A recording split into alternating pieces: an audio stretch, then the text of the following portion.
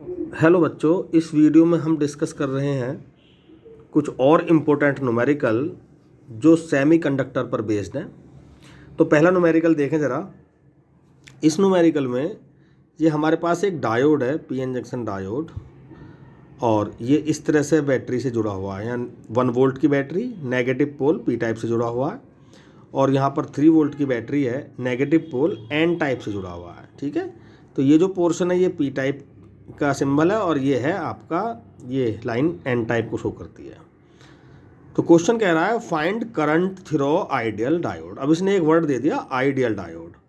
अब ideal diode वो diode होता है जिसमें फॉरवर्ड रेजिस्टेंस 0 होता है और वोल्टेज भी 0 होता है। जनरली जो हमारा जंक्शन डायोड होता है उसमें जो फॉरवर्ड रेजिस्टेंस होता है वो 10 से 100 ओम के बीच होता है, और जो सिलिकॉन का बना हुआ डायोड होता है उसमें बैरियर वोल्टेज जो होता है 0.7, और जर्मेनियम के लिए बैरियर पोटेंशियल 0.3 वोल्टेज होता है। लेकिन ये आइडियल है चूँकि, तो इसमें आर भी 0 और वी भी 0 है। तो भाई किसी भी डायोड में करंट कैरी करने के लिए उसका फॉरवर्ड बायसिंग होना जरूरी होता है। फॉरवर्ड कब होता है? जब पी टाइप पॉजिटिव से जुड़ा हुआ हो और एन टाइप नेगेटिव से जुड़ा हो। लेकिन यहाँ पे देख रहे हैं हमारा पी टाइप भी नेगेटिव से जुड़ा हुआ है और एन टाइप भी नेगेटिव से जुड़ा हुआ है।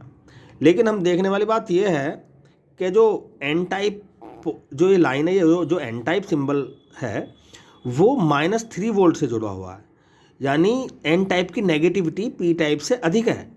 इस कंडीशन में भी ये फॉरवर्ड बायसिंग में है।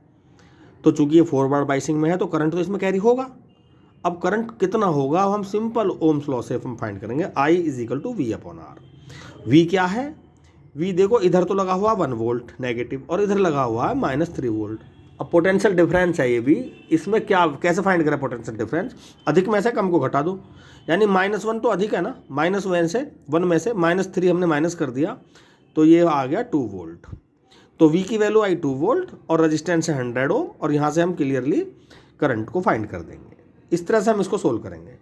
दूसरी प्रॉब्लम ये है गिवन, इसमें एक सर्किट दिया हुआ है और इसमें पूछा गया है कि A और B के बीच में इक्विवेलेंट रेजिस्टेंस फाइंड कीजिए।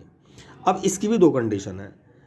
अगर बैटरी का पॉजिटिव पोल A से जुड़ा हुआ है और नेगेटिव पोल B से जुड़ा हुआ है तो करंट यहाँ से चल के 2 भागों में बढ़ जाएगा, ऐसे। क्लियर?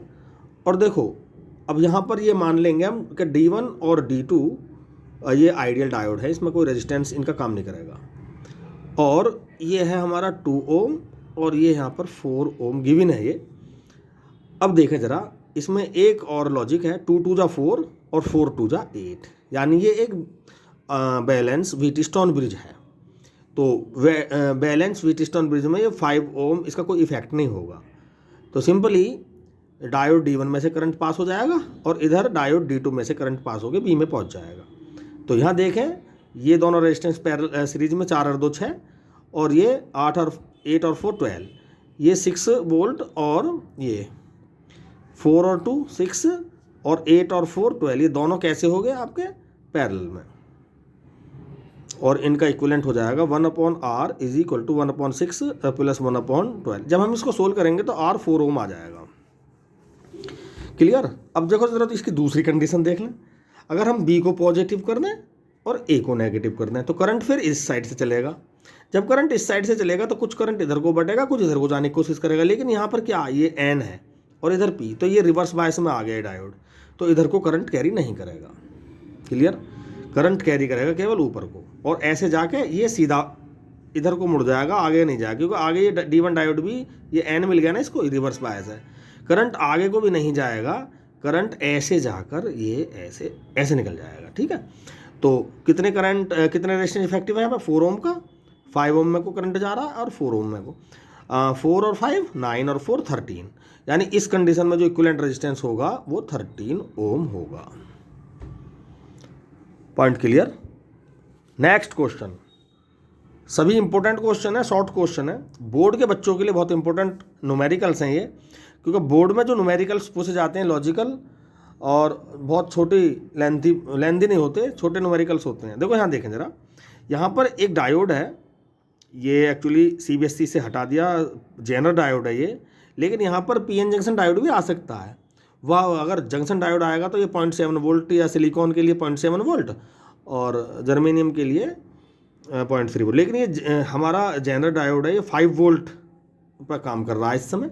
तो इस 2 ओम में को करंट पूछ रहा है ये, और 1 ओम में को भी, दोनों में को फाइंड कर सकते हैं। तो अगर 5 वोल्ट है तो इसका मतलब ये हुआ भाई इस पॉइंट पर 5 वोल्ट काम कर रहा है और यहाँ 0 वोल्ट। तो सिंपली ये पैरेलल में लगा हुआ है इस 2 किलो ओम के। तो I is equal to V upon R, V है 5 वोल्ट और R है 2 किलो यानी 2000 ओम। इसको सोल्व कर लेंगे, इसके करंट को हम फाइंड कर देंगे। ये इस तरह से कैरी होगा इसमें, ठीक है। अगर 1 किलो ओम की बात करें तो देखो 5 ओम ये है वोल्ट और 10 वोल्ट ये बैटरी लगी हुई है एक्चुअली इस पर। तो ये देखो एक दूसरे के अपोजिट है ना, ये पॉजिटिव और यहाँ पर भी ये पॉजिटिव है। 10 माइनस 5, 1 किलो ओम के लिए वोल्टेज हो जाएगा 10 माइनस 5 यानी 5 वोल्ट, और I हो जाएगा V अपॉन R यानी 5 वोल्ट अपॉन ये 1 किलो ओम यानी 1000। इसको सोल्व करके हम फाइंड कर सकते हैं इस 1 किलो ओम का भी हम करंट, कितना करंट इसमें को कैरी हो रहा है, ठीक है। इसी वीडियो में एक लास्ट और न्यूमेरिकल है जो डिस्कस करूंगा मैं, अच्छा न्यूमेरिकल है। यहाँ पर देखें जरा, सिलिकॉन डायोड और जर्मेनियम डायोड हैं, ये पैरेलल में लगे हुए हैं। ये 5 किलो ओम का रेजिस्टेंस है, ये 6 वोल्ट की बैटरी है। क्लियर।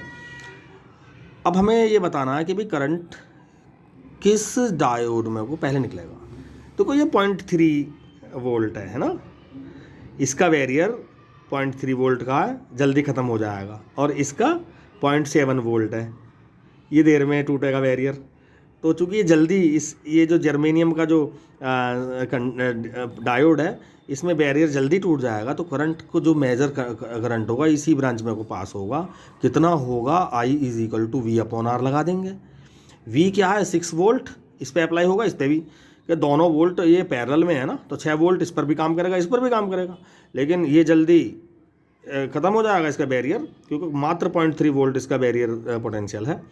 तो V कितना हो गया, 6 वोल्ट तो ये है ही फोकस कर रहा है, लेकिन 0.3 ये अपोजिट डायरेक्शन फोकस करेगा। तो भाई 6 माइनस 0.3 और R है ये 5 किलो ओम यानी 5000 ओम। तो 6 माइनस 0.3 हो गया 5.7 और ये हो गया 5000। इसको सोल्व कर लो और हम 5 किलो ओम में को इस तरह से करंट को फाइंड कर सकते हैं। तो इस तरह से इस वीडियो में हमने बहुत अच्छे न्यूमेरिकल एक्सप्लेन किए हैं और मैं आशा करता हूँ कि ये न्यूमेरिकल समझ में आगे होंगे। Thank you.